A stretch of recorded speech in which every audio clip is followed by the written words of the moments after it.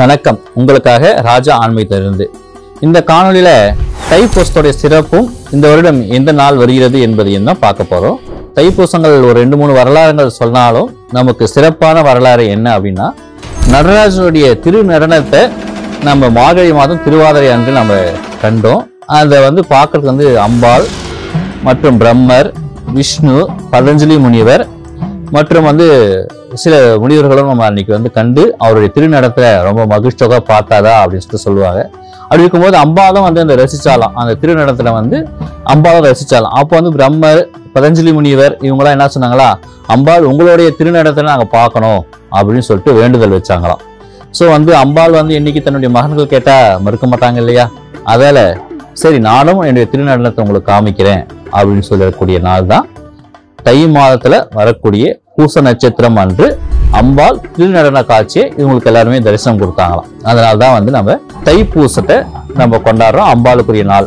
சரி, அம்பாளுக்குரிய நாளா இருந்தாலும் அன்று தைப்பூசத்துல முருகரை தான் நம்ம அதிகம் வழிபடுறோம். ஏன் அப்படின்னு சொல்லிட்டு கேட்டீங்க அப்படின்னா, அதாவது நம்ம திருவிளையாடல் படத்துல முதல் காட்சியாக நம்ம பார்ப்போம். என்ன காட்சி அப்படின்னா உங்களுக்கு ஞாபகம் இருக்குங்களா? இருந்தாலும் சொல்றேன். அதாவது முனிவர் ஒரு நாணப்பழத்தை கொண்டு வருவார் இல்லையா, நாணப்பழத்தை கொண்டு இது யாருக்கு முதல்ல கொடுக்கறது அப்படின்னு சொல்லி யோசிக்கும் போது சிவனுக்கு கொடுக்கலாம்னு சொல்லிட்டு நாரதர் நினைப்பாரு. சிவன் என்னுடைய சக்தி என் மனைவி தான், அவளுக்கு கொடுக்கலாம்னு சொல்லிட்டு நினைப்பாங்க. ஆனா இருவரும் தன்னுடைய மகன்களுக்கு தான் கொடுக்கலாம் அப்படின்னு சொல்லி நினைக்கும் போது விநாயகர், முருகர், இதுல யாருக்கு கொடுக்கலாம்னு சொல்லிட்டு யோசிக்கும் போது 2 பேருமே அந்த டைம்ல வந்துருவாங்க சிவன் பார்வதிக்கு முன்னாடி.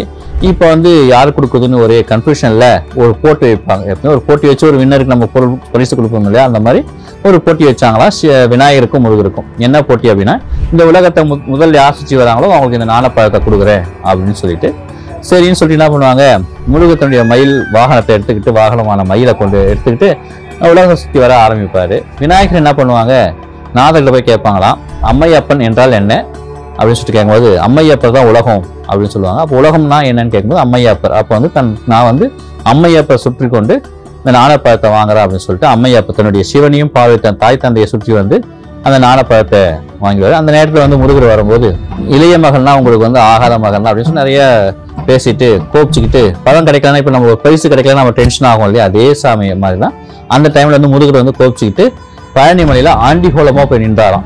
அந்த நாள் தான் தைப்பூசம் அப்படின்னு சொல்லுவாங்க. அதுதான் தைப்பூசம் அறுபடை வீடுகள்ல முருகர் கோவில ரொம்ப சிறப்பாக இருக்கும். கீழே அம்மனுடைய சன்னதிகள் இருந்தாலும், ஏன்னா அம்மனுக்குரிய நாள் தான் தைப்பூசம் சொல்லிட்டு நான் சொல்லியிருக்கேன். ஸோ இருந்தாலும் மேல முருகருக்கு தான் ரொம்ப விசேஷமானது. அவருக்கு கொடிமரம் தான் வச்சிருப்பாங்க அந்த பழனியில நம்ம பார்த்தீங்க அப்படின்னா. ஆனா பழனி சிவன் அம்பாளுக்குரிய கோவில் தான் அது ஆக்சுவலா. பட் ஆனால் அங்க முருகருக்கு ரொம்ப முக்கியத்துவம் கொடுத்து முருகர் கொடிக்கு மரம் வைத்து அவருக்கு கொடி மரத்துல கொடி ஏற்றி தைப்பூசம் நடக்கும்.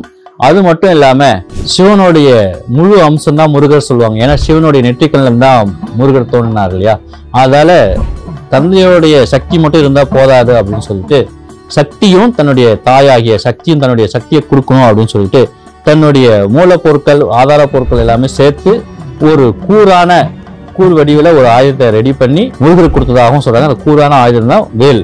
வேல் உண்டு வினை இல்லை அப்படின்னு சொல்லிட்டு சொல்லுவாங்க.